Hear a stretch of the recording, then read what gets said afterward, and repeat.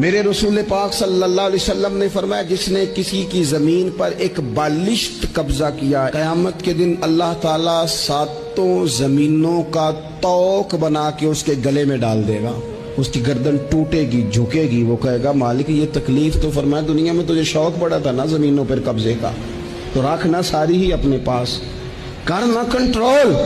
لڑ لڑ کے تھک گئے، حالات خراب ہو گئے، بہنوں کے حصے کھا گئے،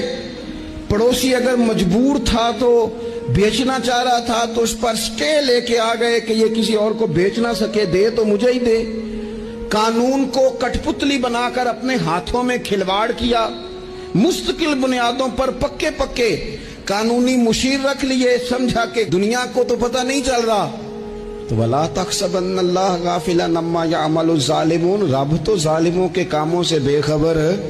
نہیں ہے، اللہ تو بے خبر نہیں۔